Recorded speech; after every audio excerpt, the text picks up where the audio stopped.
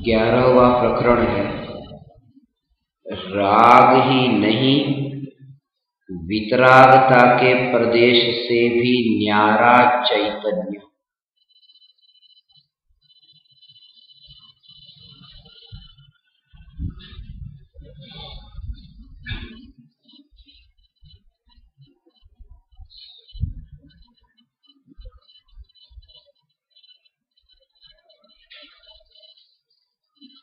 चैतन्य स्वभावी भगवान आत्मा की निर्विकल्प अनुभूति प्रकट होने पर ही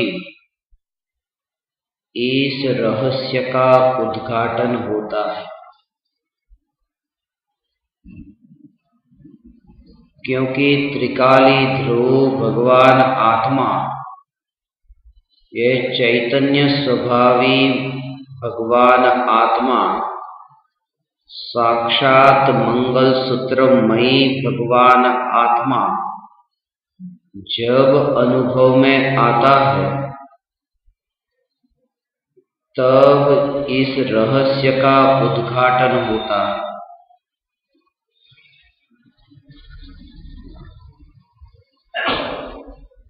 राग का जो विकल्प आत्मा में उत्पन्न होता है, जो राग का विकल्प है, वो जहां उत्पन्न होता है वहीं पर, उसी प्रदेश पर वितरागता की पर्याय उत्पन्न होती है। राग की पर्याय का व्यय और वितरागता की पर्याय का उत्पाद, इन दोनों से जो न्यारा ऐसा जो चैतन्य तत्व है, वह चैतन्य तत्व ही मैं हूँ, और मैं चैतन्य तत्व इन दोनों पर्यायों के प्रदेश पर कहीं पर भी नहीं है। इसका सीधा सा अर्थ यह है कि जो अनादि अनंत, ऐसा जो अनादि अनंत, ऐसा जो ध्रुव चैतन्य तत्व, उस ध्रुव चैतन्य की जहां रुचि जगी, उस ध्रुव चैतन्य तत्व की जहां रुचि जगी, कि वहां उस वितरागता की रुचि भी छूट गई। यहां तक कि क्या होता है कि जब आत्मा, भगवान आत्मा पर्याय में, जिस पर्याय में अनुभव में आता है, यह बात इसलिए बताई जा रही है कि 9 बजे की पर्याय में जब आत्मा अनुभव में आता है, उससे पूर्व निरंतर जो चैतन्य तत्व का चिंतन चलता है, द्रव्य के जोर से चैतन्य का चिंतन चलता है, और द्रव्य के जोर से जहां चैतन्य का चिंतन चलता है, वहां उसे राग का भाव है। यह बात इसलिए बताई जा रही है कि ये जो राग का भाव है, उस राग के अभाव से प्रकट होने वाली जो वितरागता है, वितरागता भी मेरा स्वरूप नहीं है। जब यह चैतन्य तत्व 9 बजे पर्याय में अनुभव में आया, तो ये तत्व जिस पर्याय में अनुभव में आया, तो उससे पहले की जो पर्याय थी, उससे पहले की जो पर्याय थी, कि उस पर्याय में, वो पर्याय राग की थी, वहां 3 बात है। ये जो राग की पर्याय, और ये वितरागता की पर्याय, और ये शुद्ध चैतन्य तत्व, आत्मा की अनुभूति से पहले, आत्मा की अनुभूति से पहले जब ये राग की विकल्प रूप जो ये पर्याय है, उस समय जीव को खुशी होती है, शांति लगती है। उस पर्याय में जीव को जो अंदर में आनंद की अनुभूति होती है, और वह अनुभूति आनंद की, वही अनुभूति इस त्रिकाली ध्रुव भगवान आत्मा की अनुभूति से वंचित रखती है। इसलिए ये कहा कि ये जो राग का भाव गुरु की वाणी सुनकर, तीर्थंकर परमात्मा की दिव्य ध्वनि सुनकर, शास्त्रों को पढ़कर, तत्व का विचार करते हुए ये जो राग के विकल्प उत्पन्न होते हैं, ये बात इसलिए बताई कि ये जो वितरागता के प्रदेश है, वितरागता के प्रदेश में भी जो जीव तन्मय होता है, वितरागता के प्रदेश में भी जिस जीव की रुचि है, वितरागता के प्रदेश में भी जो आनंद मानता है, वो इस चैतन्य तत्व तक नहीं पहुंच पाता। जब वितरागता के प्रदेश पर तन्मय होने वाला चैतन्य तत्व को उपलब्ध नहीं होता, तो अनुभूति से पहले जो ये राग के विकल्प होते हैं, उन विकल्पों के अंदर जो रुचि और रस जो गाढ़ पड़ा हुआ है, उस रस से मुक्त होने के लिए इस प्रकरण का जन्म हुआ है। और इस प्रकरण का जन्म जो हुआ है,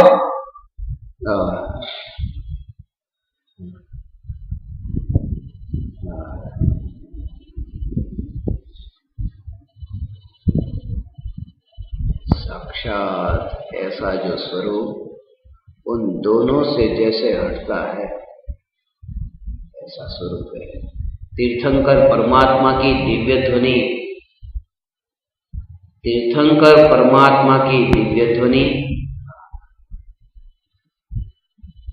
ऐसी दिव्य ध्वनि खिलने से पूर्व वहां पर आपने भगवान की दिव्य ध्वनि भी एक तीर्थंकर भगवान का प्रातिहार्य है। तीर्थंकर भगवान की दिव्य ध्वनि ये तीर्थंकर भगवान का एक प्रातिहार्य है। ऐसे ही देव दुंदुभी भी भगवान का एक प्रातिहार्य है। ढोल नगारे जो बजते हैं, उस ढोल नगारे बजते हैं, तब यह जागृति रहती है कि यह वाणी दिव्य ध्वनि, उसके ये ढोल नगारे बजते हैं। अज्ञानी को ये विचार आता है कि ये ढोल नगारे कब बंद हो जाए, कब बंद हो जाए, कब बंद हो जाए। ज्ञानी को उस चैतन्य तत्व की जागृति है कि ये जो ढोल नगारे, ये तो दिव्य ध्वनि के साथ में ढोल नगारे होते ही होते हैं। जहां दिव्य ध्वनि होती है वहां ढोल नगारे होते हैं। समूह शरण में वहां भगवान का 8 प्रातिहार्यों का जो मुक्तामल सूत्र में वर्णन, और उसमें ये कहा कि जैसे भगवान का समूसरण हो और भगवान की दिव्य ध्वनि छुपती हो, उस दिव्य ध्वनि की ओर लक्ष्य न करके यह जो सत्ता स्वरूप चैतन्य, जिसमें इतना वो भेद, इतना भेद, इतना ऐसा भेद ज्ञान का अभ्यास कि ढोल नगारे बजने के जो ऐसा जो राग कि ये जो गाना बजता है, ढोल नगारे बजते हैं, उस ढोल नगारे भी मेरे भगवान आत्मा में कहीं मिले नहीं। और ये ढोल नगारे के आवाज जो है बहुत अच्छी है या बहुत बुरी है, ऐसा जो विकल्प हुआ है, उस विकल्प को पता नहीं है कि अच्छा और बुरा क्या होता है। वह जो अच्छे और बुरे का जो विकल्प हुआ, उस विकल्प में भी वहां जड़ता के अतिरिक्त और कुछ भी नहीं। इतना साक्षात जिसने यह जाना कि ढोल नगारे तो जड़ है और ये अच्छे हैं और ये बुरे हैं, ऐसे जो ये भाव भी जड़ है, ये भाव भी जड़ है। दृष्टि उस पर यदि है, यदि ढोल नगारे पर दृष्टि है, उस पर दृष्टि है, तो यहां जो सत्ता स्वरूप है उस पर दृष्टि नहीं जाती। और वो ढोल नगारे कहीं बाहर के नहीं है, आत्मा में उत्पन्न होने वाले राग और द्वेष के ये जो विकल्प है, यही तो ढोल नगारे है। इस आत्मा में जो ये विकल्प उत्पन्न होते हैं वही ढोल नगारे है। और उसकी जो जब तक आवाज सुनाई देती है तब तक उस चैतन्य की आवाज नहीं सुनाई देती। तो उसे भी वो जड़ के रूप में ऐसा अत्यंत दूर उसने जाना और माना और अपने को उससे निराला न्यारा माना। ऐसा जड़ जो राग का विकल्प, उस राग के विकल्प में जीव अधिकतर संतुष्ट होता है। और वो जो संतुष्टि है, वो संतुष्टि ही चैतन्य की अनुभूति से उसे वंचित रखती है।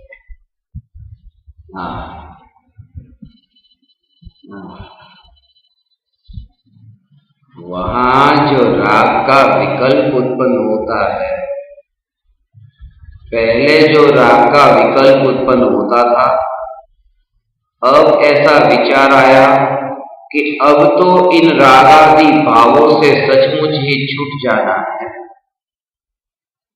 अब तो इन रागादि भावों से सचमुच छूटना है।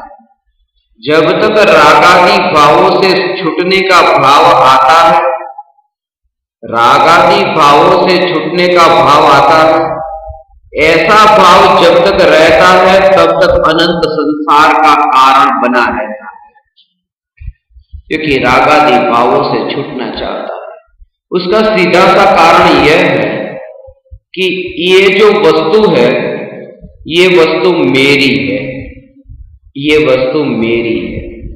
और इस वस्तु से मुझे कोई अलग कर देता हो, ये वस्तु यहां रह जाए और मैं कहीं अलग जगह पर चला जाऊं, तो इस वस्तु से जो अलग होने का जो होता है वो दुख का कारण बनता है कि अरे ये मेरा वहां रह गया, मेरा वहां रह गया।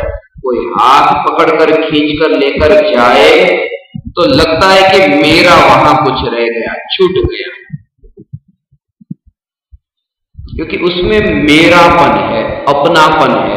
और जहां मेरापन है, अपनापन है और वो छूटता हो तो दुख होता है। इसलिए ये राग का जो भाव है, वो भाव से जो छूटना चाहता है कि छोड़ो छोड़ो छोड़ो, और ये माना है कि राग मेरा स्वरूप है, तो वो राग का छूटना वो सुख का कारण नहीं होगा, वो दुख का कारण बनेगा कि मेरा कुछ है वो छूट रहा है। इसलिए ज्ञानियों ने पहले कहा कि वस्तु बाद में छूटती है, ये वस्तु मेरी है ऐसी मान्यता पहले छूटती है। तो राग तो छूटता है 12वें गुण स्थान में, परंतु राग मेरा स्वरूप है ऐसी जो मान्यता है वो 4थे गुण स्थान में छूटती है। और वो छूटने से पहले जो राग को छोड़ना चाहता है वो अनंत संसार में भटकना चाहता है। इसका कारण यह है, और अधिकांशतः यही भ्रमणा हो जाती है। राग नहीं चाहिए, अब द्वेष नहीं चाहिए, मुझे कुछ नहीं करना, मुझे राग नहीं करना, मुझे द्वेष नहीं करना। मुझे मित्र आता है तो मित्र में राग नहीं करना, शत्रु आता है तो द्वेष नहीं करना। यही उल्टी साधना है और उस साधना के परिणाम बहुत खतरनाक आए, बहुत खतरनाक आए। और इसी वजह से, इस खतरनाक परिणाम की वजह से ही जो निश्चयाभास का पोषण हुआ या जो व्यवहाराभास का पोषण हुआ वो इसी कारण से हुआ कि पहले श्रद्धा पर जो जोर देना था कि राग मेरा स्वरूप नहीं है, वो जोर तो एक और रहा। और इसलिए आपको कहा ना, वो भाव जो है ना वहां से कि एक साधर्मी सामने आया है और साधर्मी को वात्सल्य भाव से एक हास्य, वहां एक दूसरे को मिल करके हंसे, अब इसने कहा कि किसी में राग नहीं करना है, राग हो जाएगा, तो बस अब हंसूंगा नहीं क्योंकि राग हो जाएगा, राग हो जाएगा।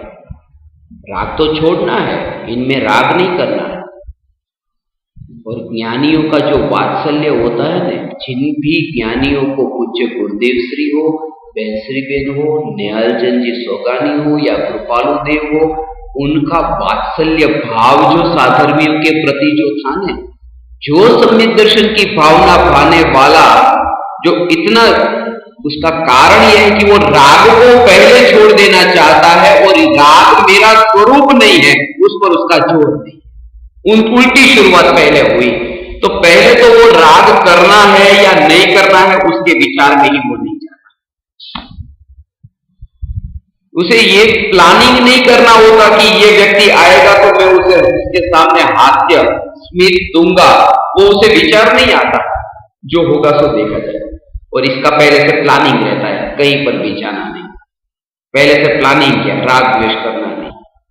इसलिए पहले कहा कि राग और द्वेष का भाव जो तुम, ये राग नहीं करना है और द्वेष नहीं करना है, ये जो विचार तुम्हें आया, तुमने ये माना ही नहीं कि राग और द्वेष के जो भाव होते हैं उससे न्यारा चैतन्य तत्व मैं हूं, ये जब तक नहीं माना तब तक ये भाव कभी छूटेंगे ही नहीं। और वो भाव जो है वो भावों का दमन होगा और उसका परिणाम ऐसा आएगा कि कहीं ना कहीं निश्चयाभास में या व्यवहाराभास में फंसेगा। इसलिए जो साधक का जो पुरुषार्थ होता है वो रागादि भाव को छोड़ने में पुरुषार्थ होता ही नहीं, पर उसका पुरुषार्थ जो होता है, इसलिए कहा रागादि भाव को छोड़ने के पुरुषार्थ से रागादि भाव नहीं छूटते। राग का भाव जब आत्मा में उत्पन्न होता है, उस राग के भाव को इतना जड़, इतना पराया और ऐसा पराया जाना कि जब उसे मैं कुछ कम करूं राग, या तो मैं इसे छोड़ दूं राग, उस दृष्टि से वो उस राग को देखता ही नहीं। और जब ये दृष्टि आई, वहां क्या हुआ, ये एक मित्र है, ये शत्रु है। मित्र में होता है राग, शत्रु में होता है द्वेष। मित्र में होता है राग, शत्रु में होता है द्वेष। अब मित्र में मुझे राग नहीं करना है, शत्रु में मुझे द्वेष नहीं करना है। मित्र आया, नहीं राग नहीं करूंगा, शत्रु आया, नहीं द्वेष नहीं करूंगा। ध्यान तो यहां पर जब जाता है, नजर जब जाती है, तो यहां ये भाव ज्ञानी कहते हैं आए बिना रहेगा ही नहीं, रहेगा ही नहीं। ये नियम है, आए बिना रहेगा नहीं। इसलिए कहा ज्ञान और राग के बीच में स्पर्धा होती है। ज्ञान जाता है आगे और राग दौड़ करके पीछे आता है, राग या द्वेष। तो इसे जाना, इन्हें जाना, ये राग द्वेष। और नहीं करना है, नहीं करना है तो भी वो द्वेष हो गया। पहले वो जानने का राग था, अब नहीं जानने का राग है। पहले जानने में आता था तो आनंद आता था, अब नहीं जानना है, अब नहीं जानना है। द्रव्यलिंगी मुनि का यही तो होता है। इसी वजह से तो वस्त्र छोड़ करके अनंत संसार उनका होता है, द्रव्यलिंगी मुनियों का। कि जो परिवार जन थे जिनको उन्होंने छोड़ा और वन में चले गए, कि ये सब स्वार्थ के सगे हैं। पहले तो उनको मिले बिना चैन नहीं पड़ता था, मिलना ही चाहता कि सामने आए तो मिलना ही है, नहीं आए तो भी मिलना है। ऐसा यदि परदेश रहता है तो स्वदेश आकर के भी पापा मम्मी भाई बहन सगे संबंधी सबको मिलने का भाव आता था। अब ये जो राग का भाव आता था, अब क्या हुआ कि दीक्षा ले ली, सब छोड़ दिए और वन में चला गया। अब वो तो दीक्षा लेकर के वस्त्र छोड़ दिए, परिवार जन तो मानते ही नहीं कि वो मेरा बेटा है। उन्होंने माना कि ये तो दिगंबर मुनि है, दिगंबर मुनि है, ये मान करके वे लोग दर्शन करने गए परिवार जन। तो ये बैठा था वहां पर और दूर से देखा कि देखो आ गए यहां भी पीछे पीछे, तो सीधा ही जाके गुफा में चला गया। तो अब क्या हुआ, वो द्वेष हो गया। पहले जो सामने जाता था अब उनसे द्वेष करके गुफा में चला गया, क्योंकि उसकी साधना ही झूठी थी, उसकी साधना ही चैतन्य तत्व के बल पर नहीं थी। राग छोड़ना है, राग छोड़ना है, इस पर उसकी साधना थी, तो राग तो नहीं छूटा, द्वेष में रूपांतरण हो गया। तो क्या होता है, ज्ञानियों के क्या होता है, अब ये समझो।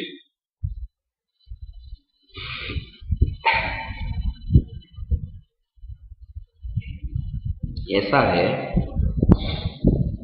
ज्ञानियों के ये जो है, ये मित्र उसके प्रति राग होता है और शत्रु है उसके प्रति द्वेष होता है। और ये जाना कि ये राग और द्वेष ये मलिन भाव है, आकुलतामयी भाव है, ये तरंग वाले भाव है। मित्र के प्रति राग, शत्रु के प्रति द्वेष, ये तरंग वाले भाव है। और ये भाव जहां जानने में आते हैं, ऐसा जो ज्ञान वो तरंग वाला नहीं है, वो सिर्फ जानने वाला, जानने वाला, ये तरंग वाले हैं। उसका ध्यान कहां गया, यहां।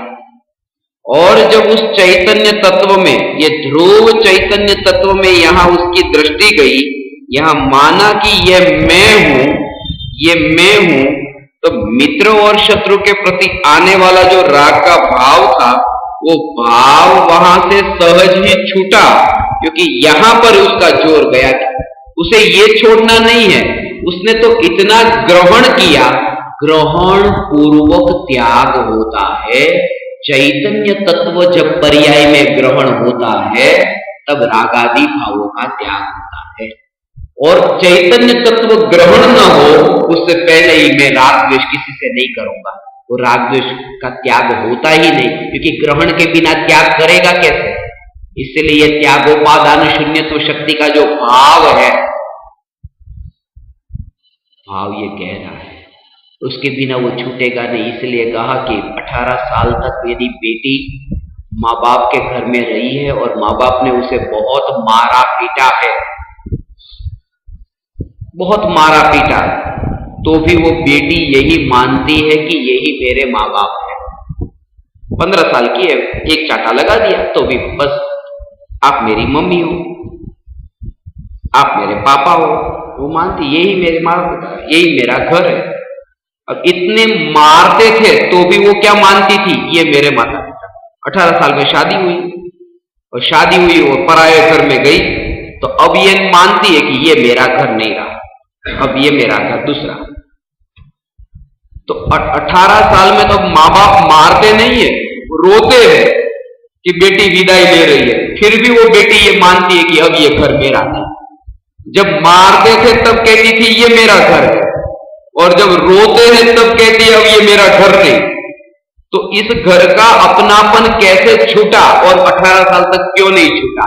सीधा सा कारण है, 18 साल तक उसे कोई दूसरा घर नहीं मिला जहां अपनापन हो, तो यहां का अपनापन छूटेगा कैसे? और 18 साल में दूसरा कुछ मिला, तो कहने का मतलब यह है कि जिसको राग द्वेष के अतिरिक्त कुछ दूसरा घर पता ही नहीं है, तो इस घर का अपनापन छूटेगा कैसे? जब ये दूसरे घर का पता मिला कि ये घर, तो यहाँ का अपनापन अपने आप छूट जाता है। इसलिए ग्रहण पूर्वक त्याग होता है, बिना ग्रहण के त्याग नहीं होता। वस्तु का नहीं, राग द्वेष में अपने पने का त्याग, अपने पने का त्याग। राग और द्वेष की पर्याय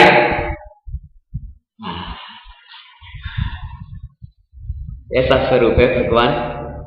राग और द्वेष की पर्याय में, उस राग द्वेष को छोड़ने में पुरुषार्थ जो करता है वो भटकता है, और अधिकांश साधक यहां से शुरुआत करते हैं, इसलिए भटकते हैं।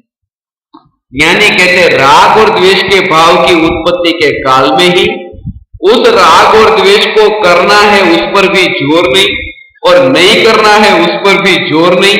सीधा जोर इतना कि वे जड़ है और मैं चैतन्य मात्र भगवान आत्मा।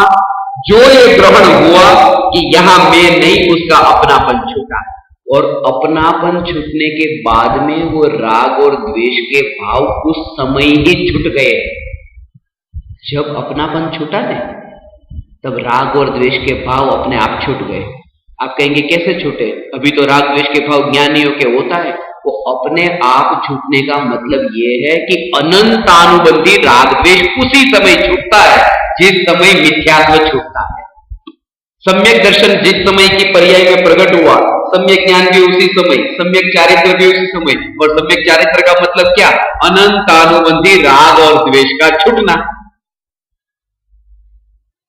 तो राग और द्वेष मेरा स्वरूप है, ऐसा जो राग है वो राग अनंतानुबंधी राग है। और राग और द्वेष के भाव मेरे नहीं है, फिर भी जो राग के भाव है वो सब अप्रत्याख्यानावरण, प्रत्याख्यानावरण और संज्वलन के भेद है, ऐसा स्वरूप है। इसलिए जड़ता, इसलिए ज्ञानियों में जड़ता नहीं पाई जाती और अज्ञानियों में पाई जाती है, क्योंकि तत्व को उल्टा ग्रहण कर लिया। इसलिए आप वो समझने जैसी बात है। वो जहां जोर देना चाहिए था ना, वो जोर नहीं। मैं तो पता नहीं, मगर मैंने सुना है कि गुरुदेव के पास भी छोटे छोटे बच्चे जाते थे तो गुरुदेव ऐसा करके कुछ देते थे ना, बच्चों को बादाम देते थे ऐसा। और बच्चों के प्रति जो गुरुदेव का वात्सल्य भाव, जो भी छोटे छोटे बच्चे आते और कोई भी जीव पहली बार आया हो, इतना गुरुदेव का वात्सल्य भाव। और गुरुदेव के प्रवचन सुनकर के हम लोग बाहर निकलते, हमारे चेहरे देख। उसका कारण यह है, कहीं ना कहीं बुनियादी भूल हो गई कि राग को छोड़ने में लग गए। राग होता है तब उससे वेद ज्ञान करने में पुरुषार्थ नहीं हुआ। मैं ये नहीं कह रहा हूं राग करो, क्योंकि इसलिए नहीं कह रहा हूं राग करो क्योंकि राग तो आप करते ही नहीं हो। करते तो मैं कहता आप करो। सिर्फ सीधी सी बात यह कि नहीं कर सकते थे और आपने ये कोशिश की कि अब मैं नहीं करूंगा। जब नहीं करते तो नहीं करूंगा, ये बात आई कहां से? तब जागृति ये रहे। इसलिए उस स्थिति में, और उसकी जो पूरी प्रोसेस है ना, कभी समय मिलेगा ऐसा तो इस पर पूरी शिविर रखेंगे कि राग की पर्याय जब उत्पन्न होती है, ज्ञानियों के उस राग की पर्याय से निरालापन कैसा रहता है।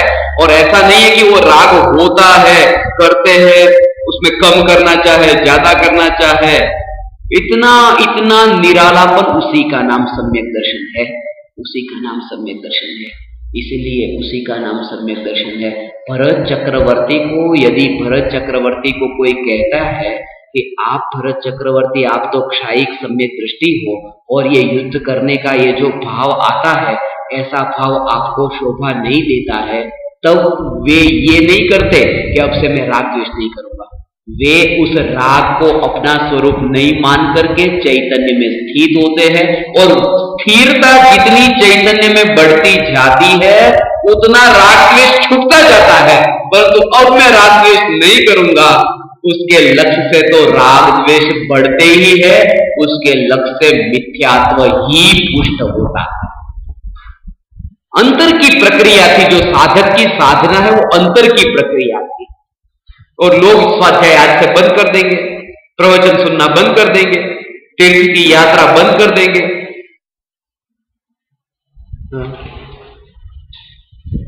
तीर्थ की यात्रा बंद कर देंगे। कृपालुदेव कहते हैं सत्पुरुष निशोध कर, शोध कर। अब सत्पुरुष की शोध करेगा, वो भी तो शुभ भाव है, वो भी तो गुरु का राग है, वो वितराग का थोड़ी है। तू जो गुरु की खोज करने जाएगा वो राग से जाएगा कि वितरागी होके जाएगा? तो वो गुरु कृपालु देव ने ये जो कहा है वो ज्ञानी का कथन है ना, कि सतगुरु की खोज कर, सत्पुरुष ने शोधी ले। और उसका भाव भी बहुत गहरा है, सत्पुरुष की खोज कर ले। वो राग, वो जो भाव है, सत्पुरुष की खोज कर। सत्पुरुष की खोज तो तब करेगा, उसमें भी वो भाव यह है कि सत्पुरुष की खोज तो तब करेगा जब तू अपने को जाने, उसने सत्पुरुष की खोज की, उससे पहले सत्पुरुष की खोज नहीं। उससे पहले यदि वो निर्णय ले ले कि ये सद्गुरु है या नहीं है, तो वो गुरु का भी गुरु हो गया। कुछ लोग कहते हैं कि गुरु के पास जाना 100 बात बताएंगे, उसमें से फिर यदि 90 बात सही है तो वो ग्रहण करना, और 10 बात सही नहीं है वो छोड़ के आ जाना, मगर जाना गुरु के पास। अब 90 सही है और 10 गलत है, ये आपने नक्की कर लिया नहीं, तो आप तो गुरु के भी गुरु हो गए, क्योंकि गुरु को कि आपने कितना गलत है कितना सही है, अब आपको तो गुरु की जरूरत कहां रही। इसलिए सर्वस्व समर्पण करने को कहा कि वहां वो 90 है ये सही और 10 गलत, वो तुम मत सोचना। और वो इसलिए नहीं सोचना पड़ता, जब आत्मा की अनुभूति होती है तब ये जो निज चैतन्य तत्व जानने में आया है, तब पर जो है वो पर का देव शास्त्र गुरु का यथार्थ प्रस्थान हुआ है। इसलिए जिसने इसको खोजा है उसने वहां की खोज की है। कृपालु देव का उसमें गहरा भाव यह है कि इसको खोजे बिना तू उसे नहीं खोज पाएगा। तो कहने का मतलब तू इसे कैसे खोजेगा कि जो तुझे अभी गुरु की खोज करने का राग का विकल्प आता है, उस विकल्प से तू न्यारा जो चैतन्य है उसकी अनुभूति में लीन हो, कि तू अपने को खोज ले और जिससे तू गुरु को भी खोज सके। निश्चय प्रकट हुआ तो व्यवहार प्रकट हुआ। कोई जीव ऐसे गहरे भाव को समझेगा, उसका भाव तो ये गहरा है, हमारी पहुंच हमारे दिमाग तक ही चलती है बस। और उसका सीधा सा अर्थ यह है कि गुरु की खोज करने जाना कहीं गली गली में थोड़ी जाना है। गुरु की खोज आज तक नहीं की होगी, गुरु को आज तक कभी मिला नहीं होगा। जब ये कहा कि अनंत बार समोसरण में तीर्थंकर भगवान के पास गया, तो अनंत बार भगवान के पास गया तो गुरु के पास कभी नहीं गया होगा। परमात्मा के पास जब गया तो गुरु की खोज करने का मतलब यह था कि तू जो तेरे बीच में, तेरे और भगवान के बीच में ये मिथ्यात्व का पर्दा बीच में आता है, उस पर्दे को तू हटा दे तो तू गुरु की खोज कर पाएगा। उससे पहले गुरु की खोज नहीं होगी। इसलिए निश्चय के साथ ही व्यवहार होता है, और उसके बाद ही गुरु की जरूरत रही। उसके बाद गुरु की जरूरत रही, वो भी रहस्य है। सम्यक दृष्टि को गुरु की जरूरत क्या, गुरु की जरूरत क्या, अब तो आत्मा पा लिया, अब गुरु की जरूरत क्या। अब गुरु की जरूरत नहीं होती तो गणधर देव तीर्थंकर भगवान के योग में क्यों रहते, जो 4 ज्ञान के धनी है और 6ठे 7वें गुणस्थान में अंतर्मुहूर्त में झूलते हैं। उसका भी कारण है स्वच्छंदता जहां है ना, उन्हें यह बात समझ में नहीं आएगी। और एक एक ज्ञानी के दृष्टांत, पंडित टोडरमल जी के बताओ या बनारसीदास जी के बताओ या टोडरमल जी के, या तो कृपालु देव के, गुरुदेव के, बेंसरी बेस के, निहाल चंद जी के, कि जिन जिन में आपको पक्का भरोसा कि हाँ ये गुरु, वो भरोसा भी कहने का है। अपना खुद का निर्णय नहीं है, वो भी कहीं से पढ़ा है, सुना है, ऐसा सब मानते हैं, आपने माना है, स्वयं का कुछ भी अनुभव। इसलिए कहा कि निश्चय के साथ व्यवहार होता है। जब यहां अनुभव हुआ तब वहां श्रद्धा होगी, उससे पहले नहीं होगी।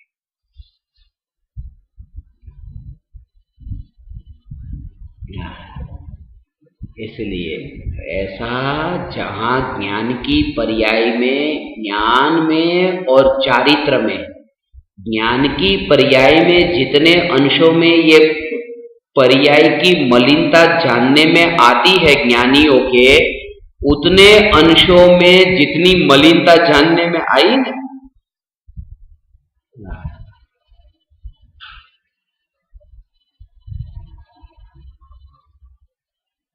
उतने अंशों में सहज रूप से ऐसा राग का विकल्प आता है। जितने अंशों में मलिनता है उतने अंशों में ये राग का विकल्प आता है। गणधर देवों के भी एक कषाई चौकड़ी का उदय जो है, और उसके लिए वो भावना भाई कि मेरी परिणति परम विशुद्धि को प्राप्त हो, ये एक कषाई चौकड़ी के उदय से होने वाला राग ये ज्ञान में जानने में आता है।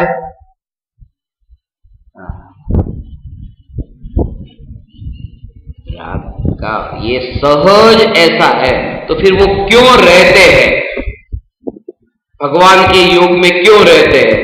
वो रहते हैं तो उनमें उनका कर्तापना थोड़ी रहता है। वो तो सहज उस भूमिका में जहां मलिनता ऐसी है वहां विकल्प ऐसे आए बिना नहीं रहते। और उसी वो जो राग है, चार वो राग अनंत अनुबंधी अप्रत्ययकरण प्रत्ययकरण संज्वलन, तो उस भूमिका में राग का विकल्प जो है वो ये भाव नहीं रहेगा तो क्या होगा? पुत्र पत्नी के साथ में रहने का भाव होगा, राज्य वैभव को भोगने का राग होगा। तो वो जो राग है वो राग इसी प्रकार का तो होगा कि अब इस योग में ही रहने का राग का भाव आता है। वो लाते नहीं, वो भी उन्हें उस भूमिका के योग्य आता है। और अज्ञानी ने माना कि राग का कर्ता आत्मा है, तो फिर वो क्यों रहते थे जैसे वो कर्ता होकर के वहां रहते थे? क्योंकि वो अपने दिमाग से उन्हें देखता है, अपने नजरिए से ज्ञानियों को देखता है, इसलिए लगता है कि अब उन्हें क्या जरूरत थी रहने की, जैसे वो कर्ता होकर के वहां रहते हो। इतना निर्लेपना निरालापना ऐसा वहां वो भाव, उन्हें सहज ऐसा भाव आता है, लाते नहीं है। पहली बात तो यहां ये समझना है, दिन रात जो चिंतन चलता है, दिन रात जो चिंतन चलता है जहां इस भूमिका में, जिसे कहा कि धर्म कहो, धर्म का पुरुषार्थ कहो, आत्मा की अनुभूति के लिए पुरुषार्थ कहो, या तो प्रति समय जागृति कहो, यही जागृति रहती है। ये छोड़ने की जागृति नहीं, वहां परिवार को छोड़ने की या राग द्वेष को छोड़ने की, इतनी ही जागृति की यहां इस चैतन्य प्रदेश में, चैतन्य प्रदेश के अतिरिक्त मैं कहीं नहीं हूं। वो उस राग के विकल्प जो उत्पन्न होते वो इतना दूर से जानता है कि वो दूर खड़ा है, अब उसे मैं छोड़ू, उसे मैं छोड़ने जाऊं, उसका कर्ता वो बनने नहीं चाहता, वो दूर से जानता है, वो स्वभाव से जानता है। इसलिए वो सब बताया शिखंड का, कि शिखंड में वो अलग नहीं हो सकता।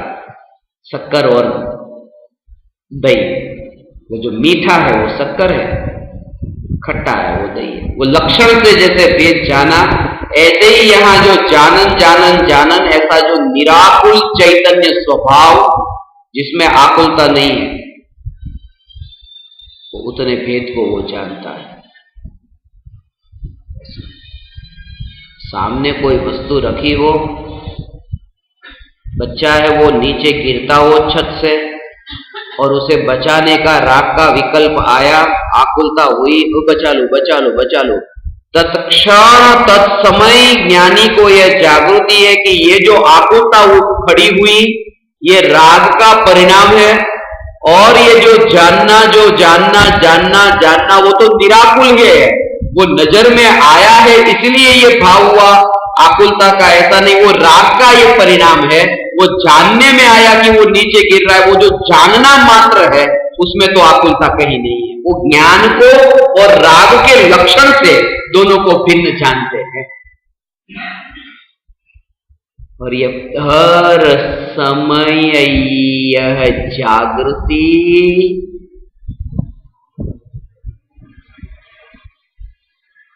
शुद्ध ऐसा ध्रुव को एक मुट्ठी में यहां ध्रुव बंद है और ऐसा दृढ़, और यहां राग का विकल्प आता है, ऐसा ये लेने का देने का ये राग का विकल्प आता है। और यहां जो बंद, वहां इतना अपनापन की यही मैं हूं, ये साथ में रहते हुए ये सब कार्य होते हैं, वो बाहर में अत्यंत दूर से उन्हें वो देखते रहते हैं, अत्यंत दूर से। वो वहां पुरुषार्थ होता है। जो विकल्प उत्पन्न होता है, विकल्प छोड़े नहीं, विकल्प में जड़ता पहले जानी कि विकल्प जड़ है, और जड़ को छोड़ने का जो भाव है यही तो मिथ्यात्व है। यही कि मैं चैतन्य मात्र हूं, ये माना, ये सम्यक्त्व है, और ये मानते ही अनंतानुबंधी विकल्प छूट जाते हैं, और इस चैतन्य में स्थिरता के बल पर बाकी के 3 विकल्प भी छूट जाते हैं। 3 कषाय चौकड़ी के उदय से होने वाले, ऐसा है इसका रहस्य। करके देखें। ज्ञान में जो जानने में आया वो सिर्फ जानना, और ये राग का परिणाम, ऐसा दोनों का भेद जाना। सबसे पहले यह देखो लिखा काटे अक्षर में 40वें पृष्ठ पर, सबसे पहले स्वद्रव्य और परद्रव्य के बीच भेद ज्ञान की दीवार बना लेना।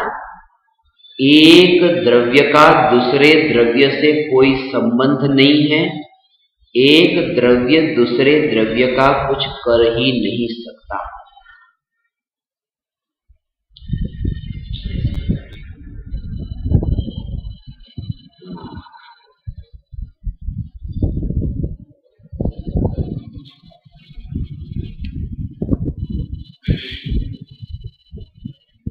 इसका कारण यह है, ये प्रकरण इसलिए गुरुदेव हमेशा ये कहा करते थे,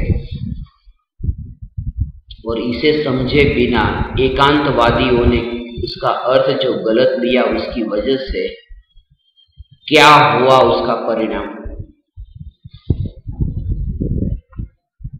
आत्मा, गुरुदेव हमेशा द्रव्य, गुण और पर्याय की कसौटी पर पहले कसते थे। कोई भी सिद्धांत सामने आया तो कि पहले ये द्रव्य है, ये गुण है, कि ये पर्याय है, पहले वहां से शुरुआत करो।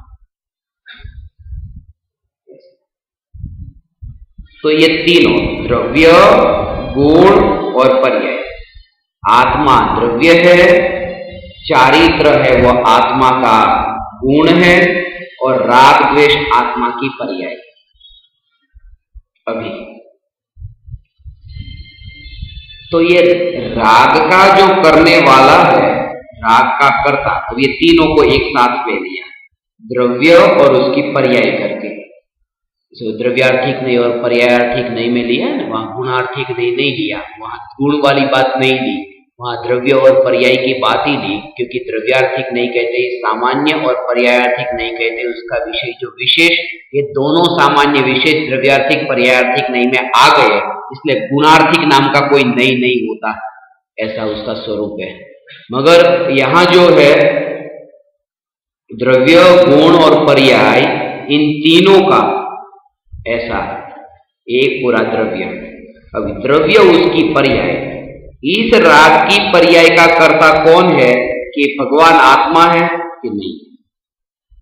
तो कौन है? तो राग कैसे उत्पन्न हुआ? राग की पर्याय का कर्ता भगवान आत्मा नहीं है तो कौन है? कौन है? राग की पर्याय जो उत्पन्न हुई उसका कर्ता आत्मा नहीं है तो कौन है? कर्म का उदय। सीधी सी बात है, कर्म का उदय। अब जो कर्म का उदय है वो कौन सा द्रव्य है? पर द्रव्य है, पुद्गल द्रव्य है नहीं है कर्म का उदय। ज्ञानावरण आदि जो कर्म है उसमें जो मोह का जो उदय है वो पुद्गल है, और ये जो है वह आत्मा जीव द्रव्य है। तो पहला वाक्य क्या था कि जीव जो है वो अपनी पर्याय का कर्ता नहीं है। पहले ये कहा, क्या कहा? जीव अपनी पर्याय का कर्ता नहीं है, मगर जीव की जो पर्याय का कर्ता वो पुद्गल है। तो कितना अटपटा लगेगा कि द्रव्य अपनी पर्याय का कर्ता नहीं बनता और कोई पर द्रव्य इसका कर्ता बन गया। इसलिए गुरुदेव पहले कहते थे कि पर द्रव्य और ये द्रव्य, उसके बीच में पहले दीवार खड़ी कर दो, वरना जीव ये इसका कर्ता नहीं है। ये जब कहेंगे तो पर में नहीं जाए, सीधी दीवार खड़ी पहले से हो तो। इसलिए पर द्रव्य कर्म के उदय से ये राग नहीं होता, और आत्मा जो द्रव्य है उससे भी ये राग नहीं होता। ये राग का कर्ता उस समय की पर्याय का कर्ता पर्याय स्वयं है, उसकी पर्याय की उस समय की योग्यता से राग हुआ है। वो कर्म का उदय मत लेना, वरना हो जाएगा कि मैंने अपने बेटे को जन्म नहीं दिया मगर किसी पराये ने मेरे बेटे को जन्म दिया। ये कितना बड़ा दोष है कि मैंने तो अपने बेटे को जन्म नहीं दिया, मैं अपने बेटे का क्या कर सकता हूं? किसी पराये ने मेरे बेटे को जन्म दिया। मैं तो राग का कर्ता नहीं हूं, कर्म का उदय राग का करता है। इसलिए कहा कि कर्म के उदय से उसे पुद्गल जानकर भेद की दीवार खड़ी करना और फिर द्रव्य और पर्याय के बीच भेद ज्ञान करना। और इसलिए ये समझे ना, ऐसे ही नहीं लिखा, उसका कारण है।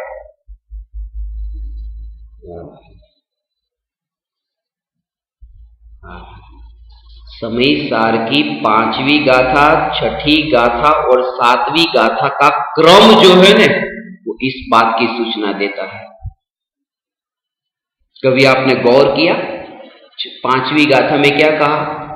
एकत्व विभक्त आत्मा को मैं बताऊंगा। एकत्व विभक्त, किससे विभक्त? पर से विभक्त। तो पर में क्या आ गया? शरीर, पुत्र, पत्नी, परिवार, सगे संबंधी, मित्र, शत्रु, ये सब पर। तो 5वीं गाथा में जो भगवान आत्मा को बताया है वो पर द्रव्य से जुदा बताया। और 6ठी गाथा में क्या कहा? मैं प्रमत्त नहीं, मैं अप्रमत्त नहीं। तो वो पर्याय की बात है, प्रमत्त अप्रमत्त की पर्याय। तो 5वीं गाथा पर द्रव्य से भेद ज्ञान कराती है, 6ठी गाथा पर्याय से भेद ज्ञान कराती है, और 7वीं गाथा में क्या कहा? ज्ञानी को ज्ञान भी नहीं, दर्शन भी नहीं, चारित्र नहीं, ज्ञानी तो ज्ञानी। वो गुणों से भेद ज्ञान नहीं कराती, गुणों के भेद से भेद ज्ञान कराती है। गुण भेद से, कि भगवान आत्मा में गुणों के भेद नहीं होते, वो तो अभेद है। तो पहले बात कही पर द्रव्य से जुदा, फिर पर्याय से जुदा, और गुण भेद से भी जो जुदा, ऐसा जो भगवान आत्मा, वो समझाना बहुत कठिन है। इसलिए तुरंत कह दिया 8वीं गाथा में, अनार्य को अनार्य की भाषा के बिना नहीं समझाया जा सकता। ये भगवान आत्मा समझाना बहुत कठिन, इसलिए आपको आपकी भाषा में समझाते हैं। ये कनेक्शन है एक एक गाथा का, और 415 गाथा का ऐसा कनेक्शन है समीकरण की। एक गाथा का दूसरी गाथा से ये कनेक्शन, दूसरी का तीसरी से तीसरी का चौथी, ऐसा पूरा 415 गाथा का। वो भी कभी एक शिविर ऐसी रखना, जिससे कनेक्शन ही पता चले, तो पता चले कि वो लिखा हुआ ऐसे ही नहीं लिखा, अनुभूति तक वो गाथा कैसे लेके जाती है वो पता चलेगा। तो सीधा 5वीं गाथा में कहा पर द्रव्य से जुदा, 6ठी गाथा में पर्याय से जुदा, और 7वीं गाथा में गुण भेद से जुदा। तो द्रव्य, गुण, पर्याय तीनों आ गए। द्रव्य आ गया, गुण आ गए, पर्याय आ गए।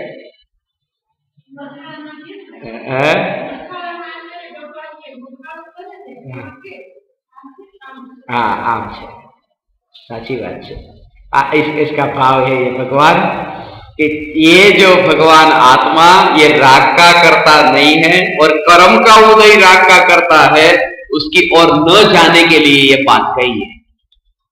और दूसरा जहां कहा कि कर्म का उदय उसका करता है, वो अपेक्षा समय सार में अलग है। जो कर्म का उदय को, कर्म के उदय को राग का करता कहा, वो अपेक्षा अलग है। वो अपेक्षा ऐसी है कि कर्म का उदय राग का करता है, वो इसलिए कहा कि राग का भाव अपने आप नहीं हो गया, कोई कर्म का उदय वहां पर था साथ में, अर्थात पर की जरूरत थी उस भाव को, पर के बिना हो ही नहीं सकता। ये इसलिए बताया कि वो मेरा स्वभाव नहीं है, क्योंकि जो स्वभाव होता है उसे पर की जरूरत नहीं होती है। वो बताने के लिए वहां कर्म का उदय बताया कि वो मेरा स्वभाव नहीं हो सकता, क्योंकि उसे कर्म के उदय की जरूरत है। तो एक एक वाक्य के पीछे रहस्य है कि किस वाक्य का क्या भाव है।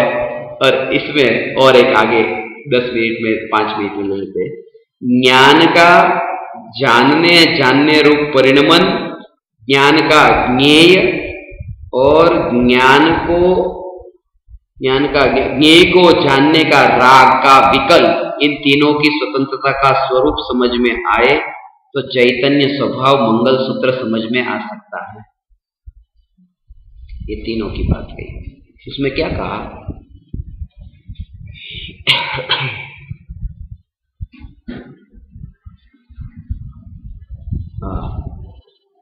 ये 3 बात है। दिए की ज्योति, दिए का धुआं और दिया जिसे प्रकाशित करता है, ऐसी ये किताब। 3 बात, किताब, धुआं और प्रकाश। ऐसे ही आत्मा में जो ज्ञान है वह ज्ञान प्रकाश, राग का जो विकल्प होता है वह धुआं, और जैसे किताब प्रकाशित हुई ऐसे जगत के समस्त पदार्थ जिनमें रागादि भाव होते हैं। ये बताया कि दीपक की जो ज्योति है, दीपक का जो प्रकाश है, वो प्रकाश इस किताब से भी जुदा है, अपने कारण है, और धुएं से भी जुदा है, अपने कारण है। यदि किताब न रहे या धुआं न रहे तो भी ज्योति तो रहेगी। ऐसे ही परद्रव्य की सत्ता के कारण या राग के विकल्प की सत्ता के कारण चैतन्य की सत्ता नहीं है, ऐसी चैतन्य की सत्ता समझ में आए। और खास बात यह है कि ऐसा जो चैतन्य तत्व, जो ज्ञान, सिद्धशिला पर एक में बसते आप अनेक, अनंत चैतन्य, चैतन्य चैतन्य चैतन्य अनंत है। ऐसा एक चैतन्य, वहां दूसरा, तीसरा, चौथा, ऐसे एक नहीं, अनेक नहीं, अनंत। अनंत कहते ही अनेक बोलोगे तो अनेक का मतलब 2 भी अनेक है, 4 भी अनेक है, मगर वहां अनंत, वो तो पूजा का प्रात बिठाने के लिए पूजा में ये लिखा, एक में बसते आप अनेक। वहां पर वो लिखना बराबर जमता नहीं था, वो ऊपर का कुछ अलग था और नीचे ऐसा, तो सेटिंग करने के लिए, मगर उसका भाव है अनंत है। और अनंत, अनंत चैतन्य भी एक चैतन्य ज्योति, अनंत चैतन्य ज्योति, वो निराली है, न्यारी है, वो उसका भाव समझना, अब वो रहस्य है। इस प्रवचन हॉल में 100 बल्ब है और 100 बल्ब की ज्योति इस प्रवचन हॉल में है। तो 100 बल्ब की ज्योति एक प्रवचन हॉल में रह सकती है, 500 बल्ब की ज्योति एक प्रवचन हॉल में रह सकती है, 1000 बल्ब की ज्योति भी एक प्रवचन हॉल में रह सकती है। ऐसे ही प्रवचन हॉल एक है और ज्योति है 1000 बल्ब की। ऐसे ही एक में, एक प्रदेश पर, वहां एक ही जगह पर अनंत आत्मा, अनंत चैतन्य ज्योति एक स्थान पर रहती है। और बात यह है कि 1000 बल्ब का जो प्रकाश है वो मिला हुआ है, यहां पर मिल गया ना सब, नहीं मिला वो पता तब चलेगा, एक स्विच बंद करो थोड़ा कम प्रकाश होगा, दूसरी बंद करो थोड़ा प्रकाश कम होगा, तीसरी बंद करो थोड़ा प्रकाश कम होगा, चौथी स्विच बंद करो थोड़ा प्रकाश कम होगा, वो कम होता जाता है ना। यदि 1000 प्रकाश मिल गया होता तो ये एक एक कम कैसे होता? माने उस समय भी उस प्रकाश की ज्योति की सत्ता स्वतंत्र थी, अपनी अलग थी, यहां मिल गई नहीं थी। ऐसे ही अनंत सिद्ध वहां पर है, परंतु प्रत्येक चैतन्य ज्योति अपने अपने में है, कहीं मिली नहीं है। ऐसा चैतन्य ज्योति का निरालापन है। यदि एक बल्ब की ज्योति उस 999 बल्ब की ज्योति में मिल जाती तो ये बंद करते ही सब कुछ जाना चाहिए एक साथ में, यदि मिल गई होती तो, मगर वो नहीं मिली थी, इसलिए उतना प्रकाश ही कम होता है जो एक बल्ब का। प्रकाश का भी एक दूसरों से मिलना नहीं होता।